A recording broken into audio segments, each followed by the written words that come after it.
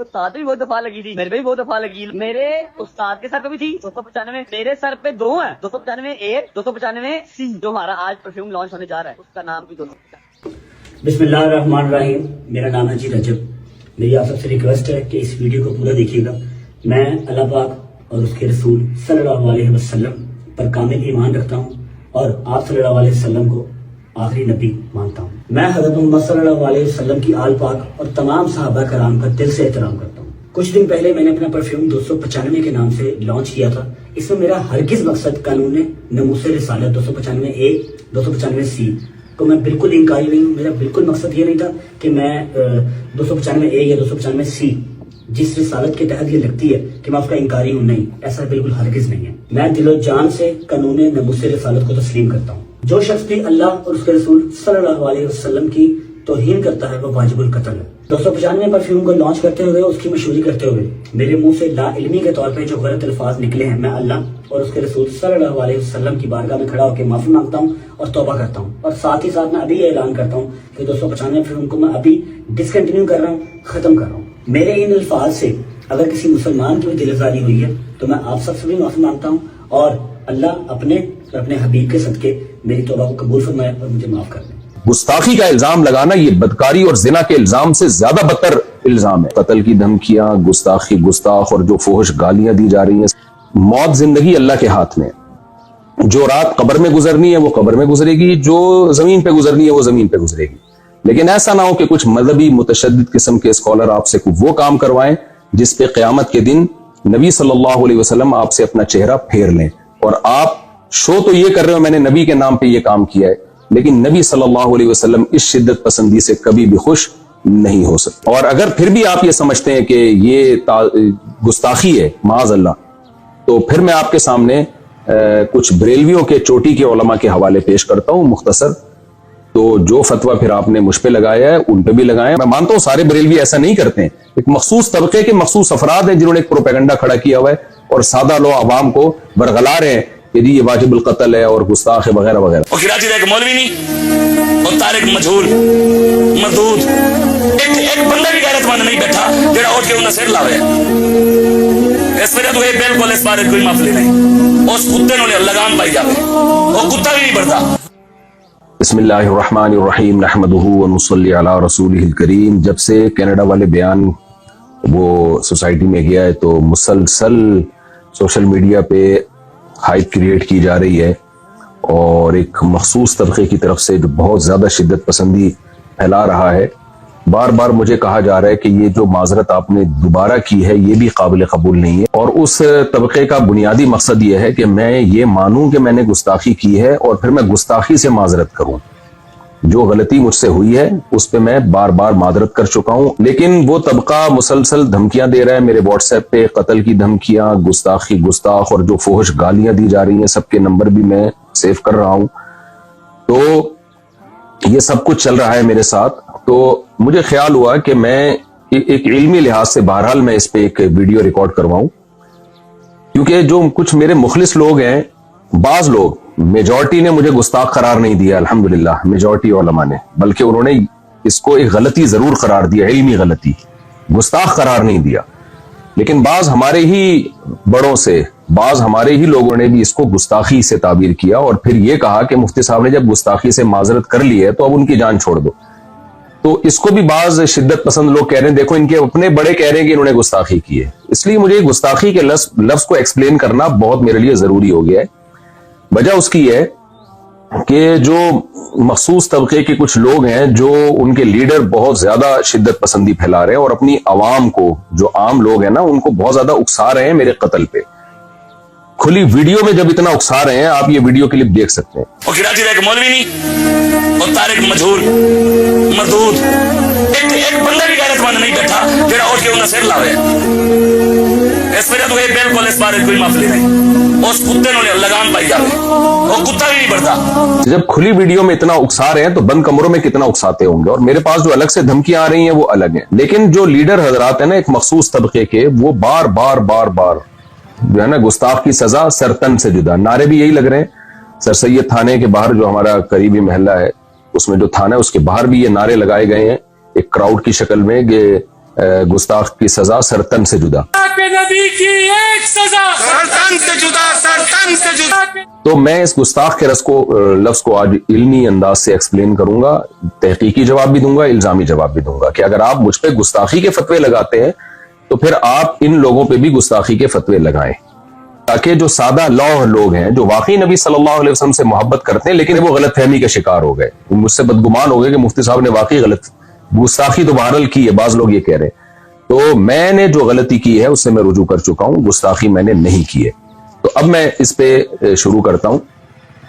देखिए, मेरा जो बयान था मैंने उसमें ये बात कही जो कि गलत अल्फाज थे। मैंने कहा कुरान में ग्रामर के लिहाज से ये गलत है, लेकिन इसको ठीक नहीं किया गया। ये कुरान का मैं मोजज़ा बयान कर रहा था कि जो ग्रामर के लिहाज से मिस्टेक हुई वो बाकी रखी गई, लेकिन बयान के दौरान ही मुझे ख्याल हुआ कि ये लफ्ज जो ताबीर है, जो अल्फाज है, मेरे मुंह से गलत निकल गए। वजह उसकी यह है कि कुरान पहले है, ग्रामर के उसूल बाद में वजह किए गए हैं। ग्रामर कुरान को देख के लिखी गई है, ना कि कुरान ग्रामर का मोहताज है। ये एक ऐसी हकीकत है जिसको मैं अपने लेक्चरों में पहले बयान कर चुका हूं, कई बार बयान कर चुका हूं कि जबान ग्रामर की मोहताज नहीं होती, ग्रामर जबान की मोहताज होती है। मुझे बयान के दौरान ही अंदाजा हो गया कि ये अल्फाज मेरे जबान से गलत निकले, लिहाजा मैंने बयान में ही उसकी करेक्शन की। कि अगर ज़ाहिरी लिहाज से इसमें कोई गलती लिखने में, ज़ाहिरी लिहाज से, वरना इसमें बड़ी हिम्मत है, ग्रामर की एक मिस्टेक अगर ज़ाहिरी लिहाज से मैं मिस्टेक कह रहा हूं कि तो वो करेक्शन क्या थी जो मैंने चलाई भी है कि जाहिरी लिहाज से है, हकीकत में नहीं है, जाहिरी लिहाज से। जाहिर का मतलब ये कि हकीकत में कोई गलती नहीं है, देखने में ऐसा लगता है कि ग्रामर के कायदों के खिलाफ है। मेरा ख्याल ये था कि इससे लोग मुतमईन हो गए होंगे, लेकिन वो भी मेरी गलती थी। मुझे उसमें और अच्छी तरह से एक्सप्लेन भी करना चाहिए था और उसी बयान में मादरत कर लेनी चाहिए थी, वो भी मैंने नहीं की। ये भी जुर्म मेरा है, इसकी भी गलती का मैं एतराफ करता हूं। तो लेकिन मकसद यही था कि हकीकत में कोई गलती नहीं है।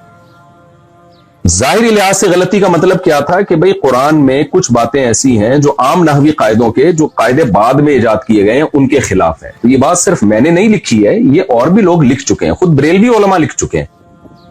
ये देखें, मुकदमा तफसीर नईमी, मुसन्निफ हकीमुल उम्मा मुफ्ती अहमद यार खान नईमी, ये बरेलवियों के बड़े आलिम हैं। सफ़ा नंबर 20 पे लिखते हैं, बाज कलिमात नहवी कायदे के खिलाफ मालूम होते हैं, लेकिन वो पढ़े वैसे ही जाते हैं जैसे कि साबित हो चुके।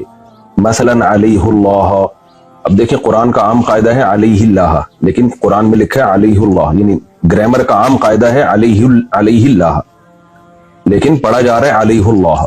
इसी तरह वमा अंसानीहु इल्ला शैतान, अब आम कायदा जो नहव के तालिब इल्म जानते हैं यह है वमा अंसानीही, लेकिन जो अहमद यार साहब हैं, मुफ्ती अहमद यार साहब, जो बरेलवियों के बड़े आलिम, वो कह रहे हैं कि ये भी आम कायदे के खिलाफ है, मा अंसानीहु है।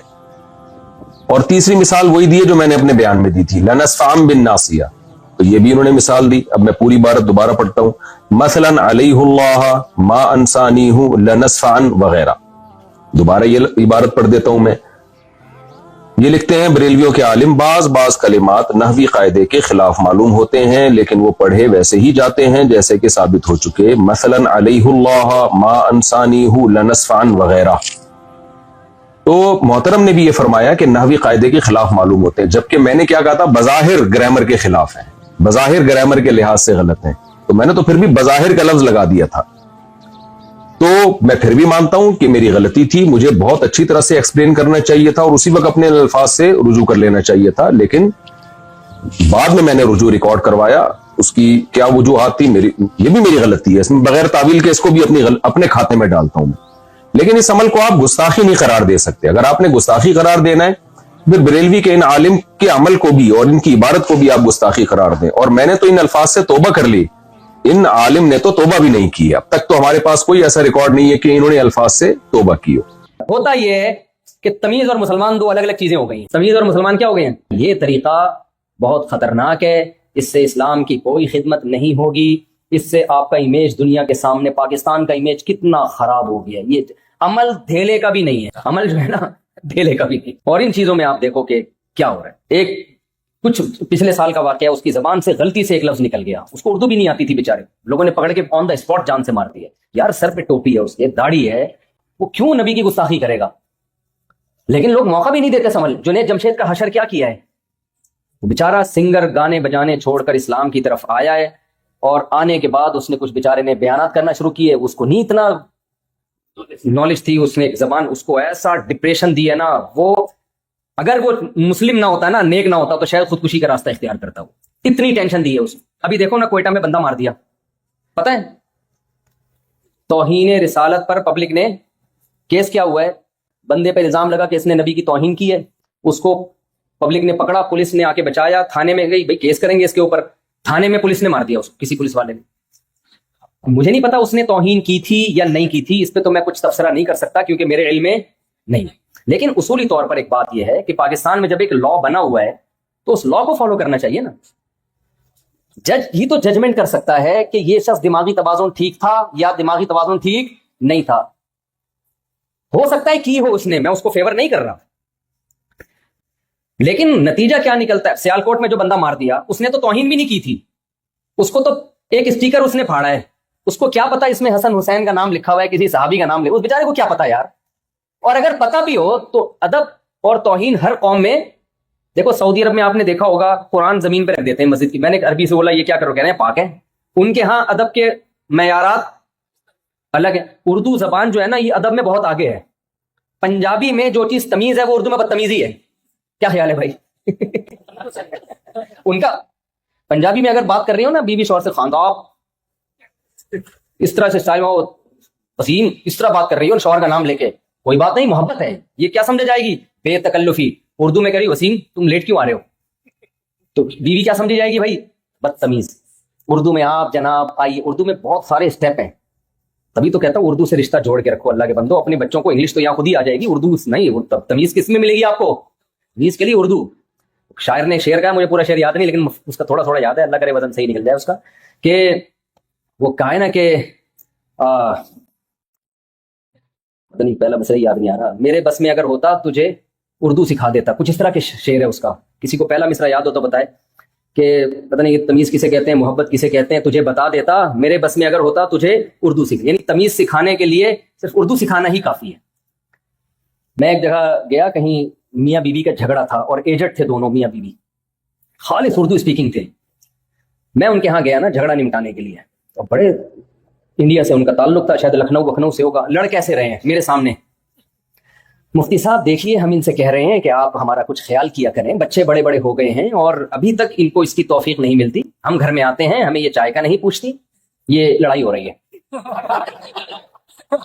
बेगम साहब आगे से कह रही हैं हम तो इनका ख्याल किए हैं, 20 दफा किए हैं, यही नहीं। मैंने कहा यार ये मुझे भी डांटो भाई, इतना मजा आ रहा है यार, मुझसे भी लड़ो, ये तो लड़ाई जबरदस्त। और पंजाब में ऐसी हो सकती है।